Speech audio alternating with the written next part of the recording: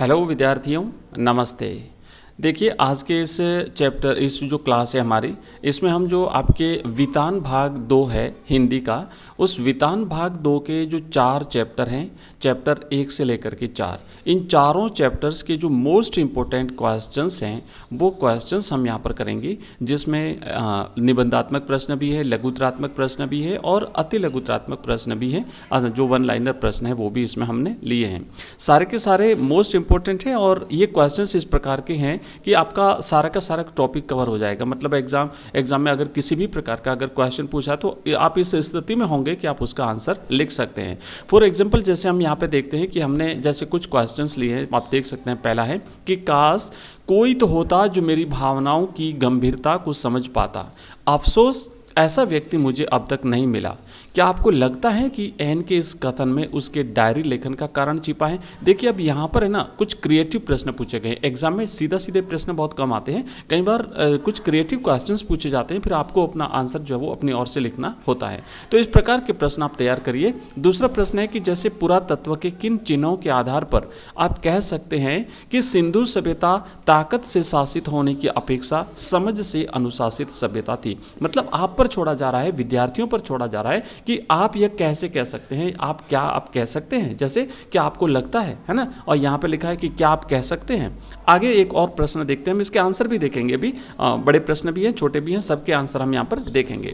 अगला प्रश्न जैसे लिखा हुआ है कि जूझ शीर्षक के औचित्य पर विचार करते हुए। अब यहाँ पर भी आप पर छोड़ा है कि आप विचार करते हुए बताइए, है ना। ये मतलब क्रिएटिविटी जांचना चाहता है, क्योंकि जो आर्ट्स के स्टूडेंट होते हैं वो तो लिख पाते हैं, लेकिन जो बाकी जो स्ट्रीम के जो स्टूडेंट हैं तो वो किस तरीके से लिख पाते हैं। तो इस तरीके से आप अभ्यास करेंगे। इस प्रकार के वीडियोस आपको डेली रेगुलर मिलते रहेंगे, मॉर्निंग में, इवनिंग में, और साथ ही साथ हम मॉडल पेपर्स भी कर रहे हैं, तो उससे भी आपको काफ़ी हेल्प मिल जाएगी। तो सबसे पहले तो हम इसको कंप्लीट करते हैं। आगे देखो लिखा हुआ है कि जूझ शीर्षक के औचित्य पर विचार करते हुए यह स्पष्ट करें कि क्या यह शीर्षक कथा नायक की किसी केंद्रीय चारित्रिक विशेषता को उजागर करता है। तो इस तरीके से ये बड़े प्रश्न है। और जैसा कि देखते हैं, हम छोटे प्रश्न भी हमने लिए हैं। जो प्रश्न ये है कि मिस्टर डसेल के बारे में लेखिका ने किस विशेषण का प्रयोग किया है।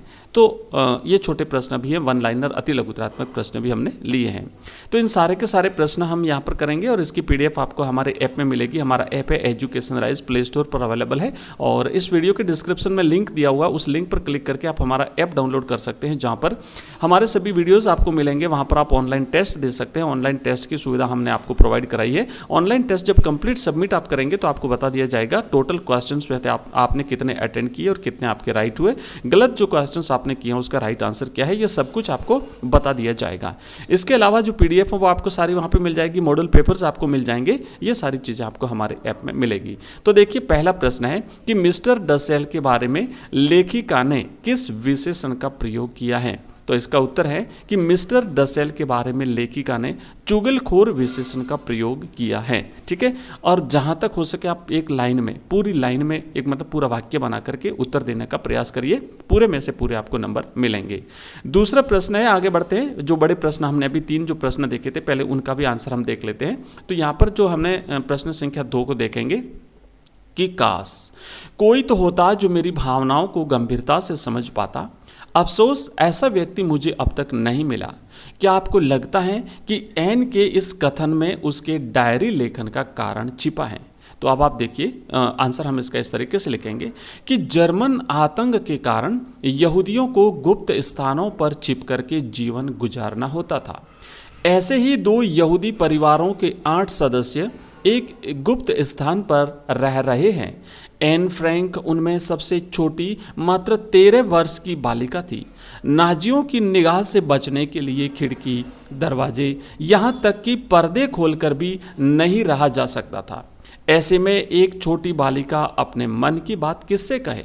मम्मी, सिस्टर डसेल और मिसेज वान दान सदैव उसकी कमियां निकालते रहते थे। उन्हें उसकी बालोचित चेष्टाएं, जैसे फिल्मी नायक नायिकाओं की तस्वीरों का संग्रह करना भी अच्छा नहीं लगता था। उस परिवार में पीटर उसे अच्छा लगता था। वह उसकी प्रेम दीवानी थी, उसके बिना एक दिन भी नहीं निकाल सकती थी, लेकिन वह उससे भी खुलकर नहीं मिल सकती थी।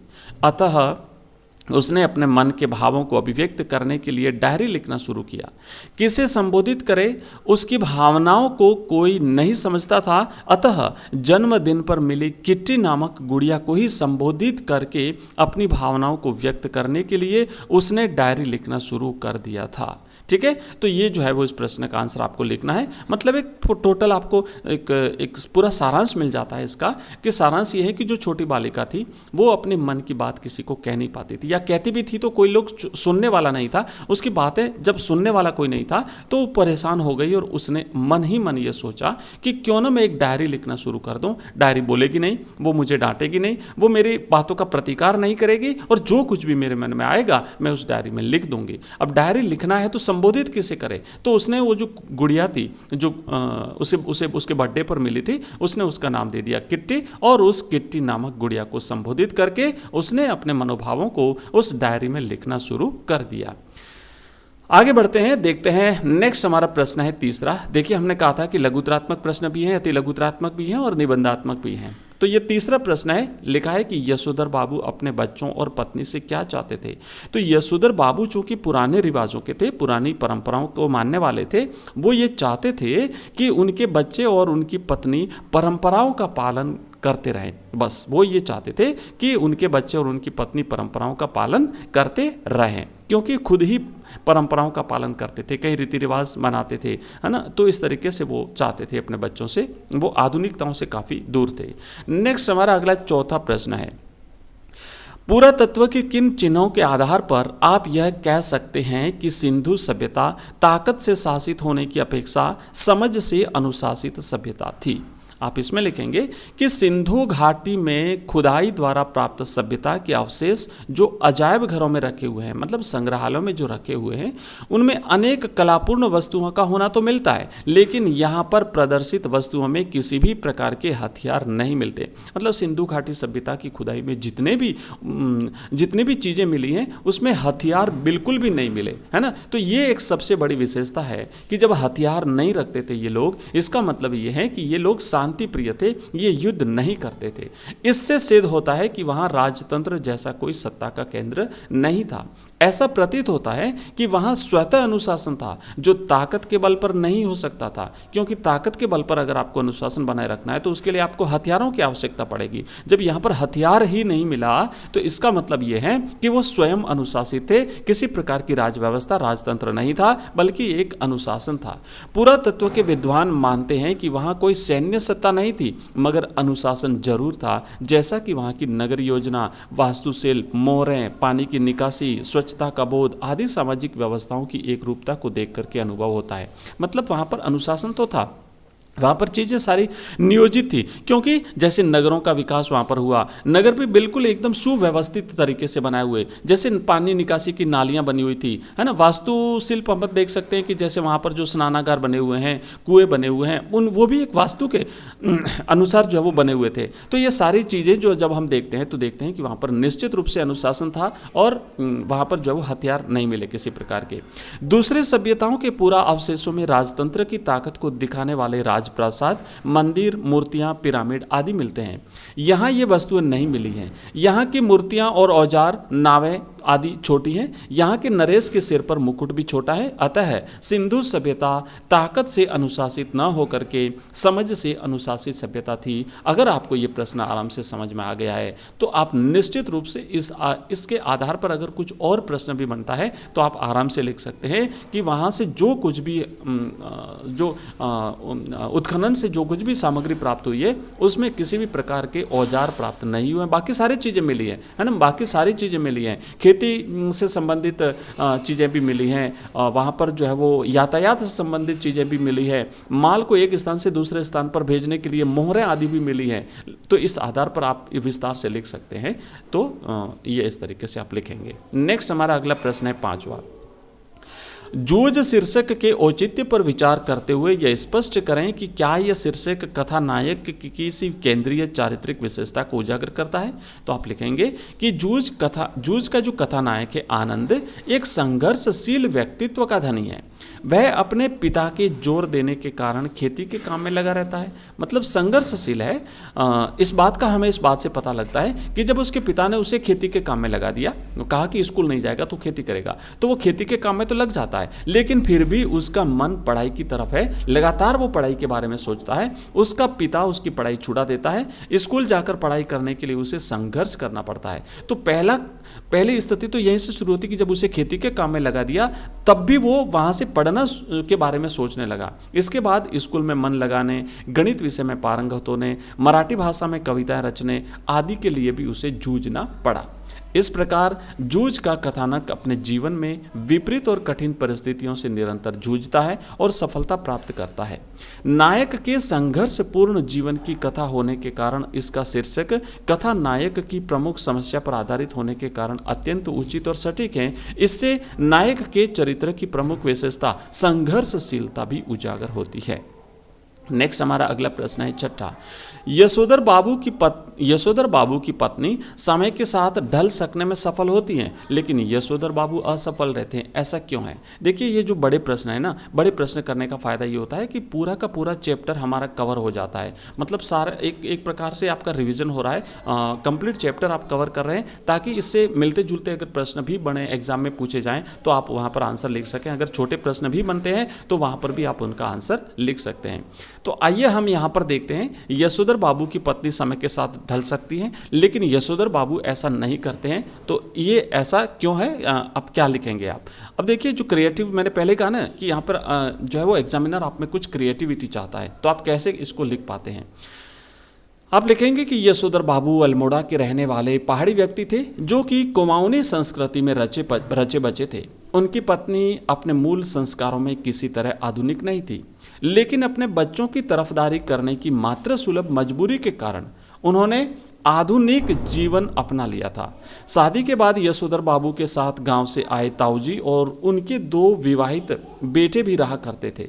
यशोधर बाबू की पत्नी को शिकायत थी कि उस समय पति ने उनका पक्ष कभी नहीं लिया, बस जिठानियों की ही चलने दी।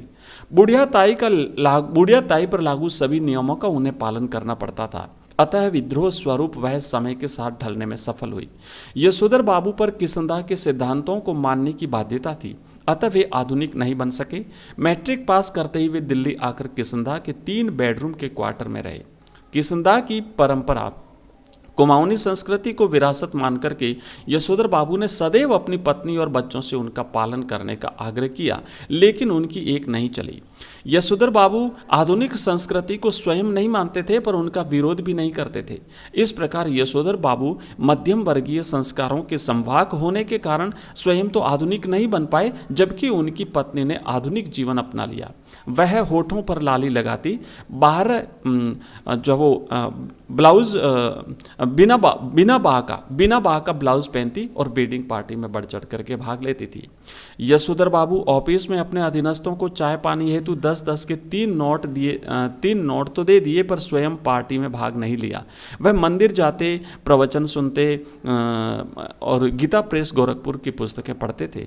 अपने घर पर आयोजित सिल्वर वेडिंग पार्टी में स्वयं भाग नहीं लिया। यह सब उनके आधुनिक न बनने के लक्षण हैं। इसका प्रमुख कारण किशनदाह की संस्कारी विरासत को मानना है, अतः वे स्वयं को बदल पाने में समर्थ नहीं हुए।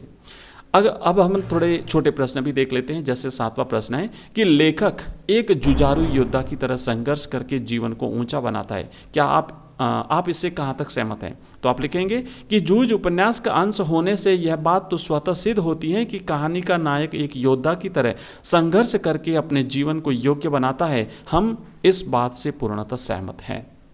नेक्स्ट प्रश्न है 8वां।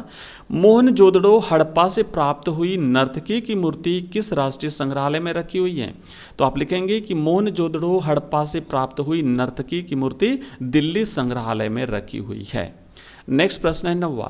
कौन सा देश जर्मनी के विरुद्ध युद्ध में शामिल नहीं हुआ था। तो टर्की जो है, जिसे हम तुर्की कहते हैं, जर्मनी के विरुद्ध युद्ध में शामिल नहीं हुआ था।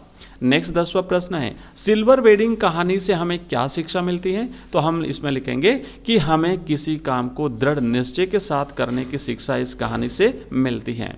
नेक्स्ट प्रश्न है 11वां, अकेलापन अथवा एकांत मनुष्य को योग्य बनाता है, सिद्ध कीजिए। जूझ कहानी से ये प्रश्न लिया हुआ है। तो एकांत में मनुष्य की एकाग्रता बढ़ जाती है और वह अपने लक्ष्य के प्रति समर्पित होकर के काम करता है, अतः हम कह सकते हैं कि अकेलापन या एकांत मनुष्य को योग्य बनाता है। नेक्स्ट बड़ा प्रश्न है 12वां, क्या यशोधर बाबू अपने ही घर में अकेले पड़ गए थे? समझा करके लिखिए। तो देखो आप इसमें लिखेंगे कि यशोधर बाबू की पत्नी देहात की रहने वाली अनपढ़ महिला है। देहात मतलब ग्रामीण इलाके की रहने वाली है, लेकिन यशोधर बाबू के पुराणपंथी व्यवहार ने उन्हें विद्रोही बना दिया, अतः वह अपनी पुत्री और तीनों पुत्रों के अनुसार ही रहना पसंद करती है। उनके आदर्शवादी स्वभाव के कारण उनकी संतान उनकी उपेक्षा करती है, उनसे बिना पूछे कुछ भी करने को तैयार हो जाती है, चाहे उसे अपने पिता का अपमान ही करना पड़े। बच्चे उनके बिना पूछे घर में सोफा, फ्रिज और टीवी ले आते हैं। उनकी पत्नी बाल कटवाकर आधुनिक ढंग के कपड़े पहनती हैं, यहाँ तक कि उनकी पुत्री भी आधुनिक ढंग से रहना अच्छा समझती हैं तथा विदेश में जाकर पढ़ना चाहती है। इस प्रकार घर का हर सदस्य अपने मन के अनुसार रहता है और यशोधर बाबू को अपने ही घर में घोर उपेक्षा और अपमान सह करके बिल्कुल असहाय और अकेले ही रहना पड़ता है। इस कारण कभी कभी वह सोचते हैं, क्या यह बेटर नहीं होता कि किसंदा की तरह घर गृहस्थी का बवाल ही न पाला होता? तो ये इस तरीके से एंड में कहते हैं। नेक्स्ट देखिए, छोटा और प्रश्न है कि सिल्वर वेडिंग कहानी के कथानायक का नाम क्या है? तो सिल्वर वेडिंग कहानी के जो कथानायक है उनका नाम है यशोधर पंत। ठीक है, चलिए नेक्स्ट आगे बढ़ते हैं और अगला क्वेश्चन है, कोठार किसके काम आता था? ये जो मोहनजोदड़ो सभ्यता है उसमें कोठार हुआ करते थे जो खुदाई में मिले हैं। तो कोठार जो होता था ये अनाज जमा करने के काम आता था। ठीक है, तो अगला प्रश्न है, एन फ्रैंक का परिवार कहाँ पर छिपकर रहता था? एन फ्रैंक का परिवार उसके पापा के ऑफिस की इमारत में छिप करके रहा था। नेक्स्ट प्रश्न है 16वां, बसंत पाटिल से दोस्ती होने के बाद लेखक के व्यवहार में कौन से परिवर्तन हुए? तो आप लिखेंगे कि लेखक की दोस्ती जब बसंत पाटिल से हो गई तो वो उसके बाद वह भी गणित में होशियार हो गया, लेखक भी उसके बाद गणित में होशियार हो गया, क्योंकि बसंत पाटिल गणित में इंटेलिजेंट स्टूडेंट था। अब दोनों मिलकर के कक्षा के अन्य बालकों के सवालों की जांच करने लगे, उनकी कॉपियां जांचने लगे। तो ये हमने कुछ इंपॉर्टेंट क्वेश्चंस किए हैं जो कि अपने वितान भाग 2 से लिए गए थे, और इसी तरीके से जो आपकी हिंदी की और बाकी जो सब्जेक्ट हैं उन सब के भी हम चैप्टर वाइज 2-2, 3-3 चैप्टर लेकर के और एक बार कंप्लीट रिवीजन कर लेंगे। मिलते हैं नेक्स्ट वीडियो में जल्दी, तब तक के लिए बाय, धन्यवाद।